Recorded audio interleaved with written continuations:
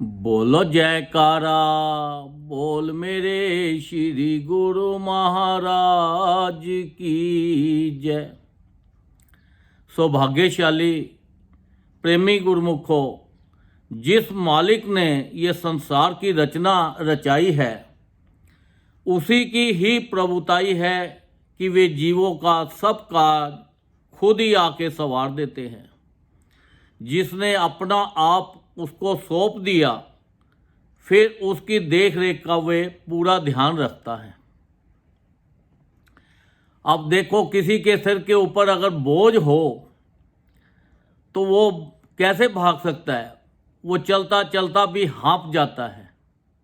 और जिसके सिर के ऊपर बोझ नहीं होता, वो कितना भी भाग ले, उसको कोई फर्क ही नहीं पड़ता। तो इस तरह ये बोझ भी दो प्रकार के होते हैं।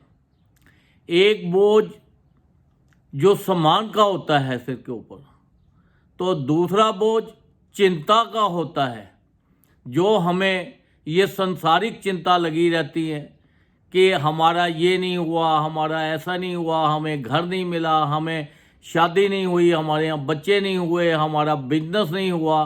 तो ये जो संसारिक चिंते हैं, ये भी एक बहुत बड़ा बोझ है। ये भी जीव को आगे नहीं बढ़ने देता। तो जब आप संसार के अंदर पूर्ण संत उनकी शरण में चले जाते हो, तो आप उनको अपना आप सौंप दो कि भाई हमारी सब चिंता महाराज आपकी है और आप हमारे ऊपर दया दृष्टि करो। जब उनकी दया दृष्टि हमारे ऊपर हो जाती है, तो ये देख लो कि हमारे सारे बोझ दूर हो जाते हैं। हमें किसी प्रकार की कोई चिंता नहीं रहती, क्योंकि फिर वो हमारा ध्यान रखता है। अब एक बार ऐसा है कि बारिश हो रही थी। अब बारिश के अंदर लोग जा रहे थे।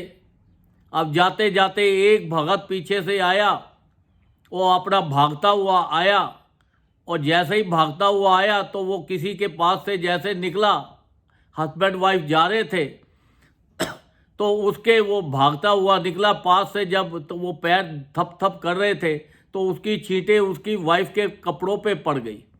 वो आदमी को बड़ा गुस्सा आया, उसने देह उठा के उसको 2-4 थप्पड़ मार दिए, और वो बेचारा चुपचाप चला गया। जब वो घर पे गया तो वो कहने लगा, सोचने लगा कि हे भगवान, मेरा क्या कसूर था जो उसने मुझे मारा। तो अब देखो, जैसे ही वो घर पे गए हस्बैंड वाइफ, तो उसकी वाइफ ने उसको बोला कि तुमने ये बहुत गलत काम किया है, कि अगर छींटे पड़ गए थे तो क्या फ़र्क पड़ जाता, तो कपड़े धुल जाते। अब बारिश का वैसे भी मौसम था। पर जैसे ही वो उसके आदमी को और गुस्सा आ गया, उसने उसके ऊपर और गुस्सा किया, तो वो भगत का जो मालिक था, उसने उसको सजा दे दी। जैसे ही वो नीचे गिरा तो उसको काफ़ी चोट आई, और उसके दिमाग में आया कि देख कि तूने उस बंदे को मारा तो तुझे ये सज़ा मिली। फिर वो उस बंदे को ढूंढते हुए गए बाजार में, फिर जाके उससे माफ़ी मांगी कि देखो भाई, हमारे से गलती हो गई, तो हमें ये सज़ा मिली है। तो वो भगत ने क्या बोला? भगत कहता है कि देखो, मैंने आपसे कोई गिला शिकवा नहीं है। आपने मारा, ठीक है, आपको छींटे पड़ गए, तो ये तो मेरे मालिक ने आपको सजा दी है, मैंने नहीं दी। तो देखो, उसके औरत के ऊपर छींटे पड़े तो उसके जो मालिक था साथ, उसका हस्बैंड था, उसने उसको सजा दी, और उसने बिना मतलब के उसको मार पड़ी, तो भगवान जो उसका मालिक था उसने उसको सजा दे दी। तो ऐसे ही एक आदमी था, और वो उसका कोर्ट में जाना था।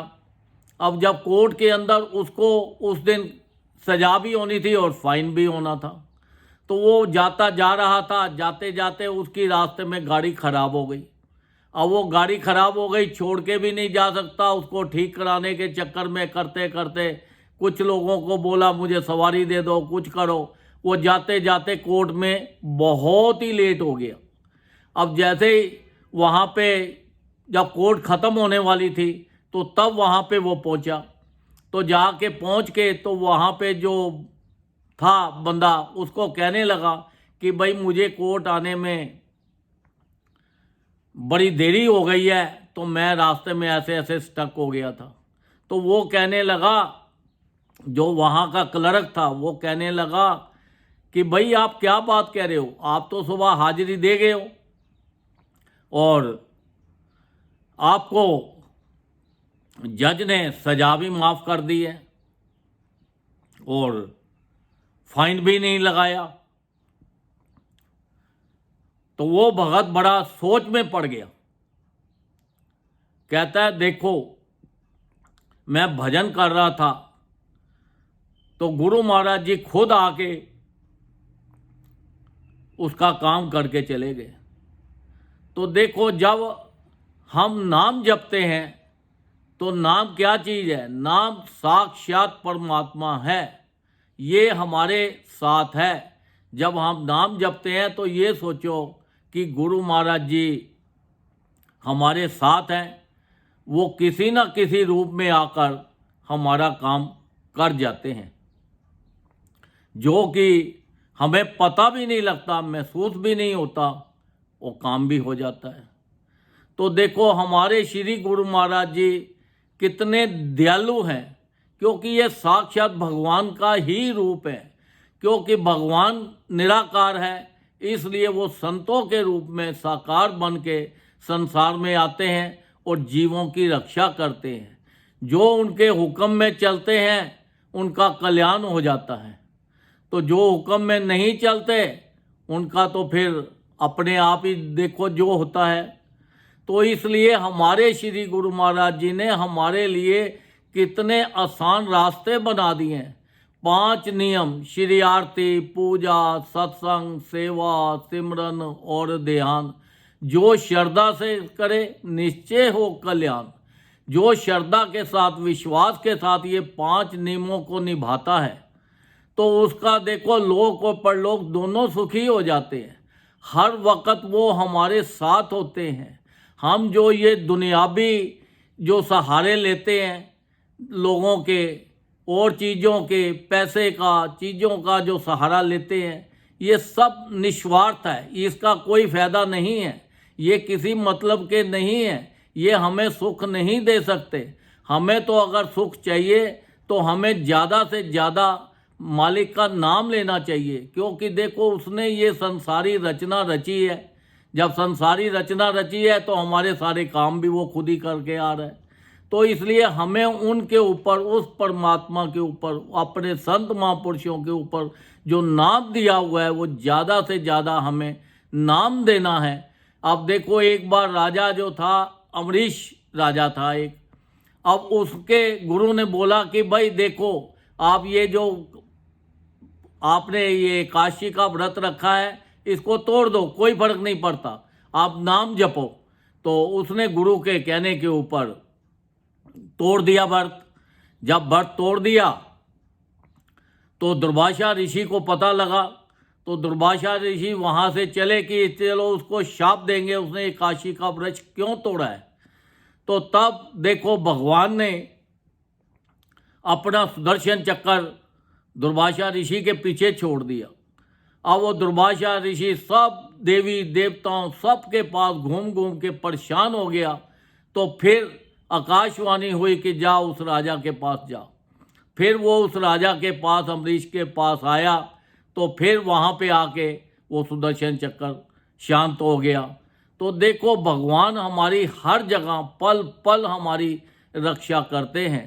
तो रक्षा तभी होगी जब हम नाम जपेंगे, हम उनके हुक्म के अंदर चलेंगे, हमारे उनके नियमों का पालन करेंगे। अगर हम उनके नियमों का पालन ही नहीं करेंगे तो फिर तो हमारी गलती है।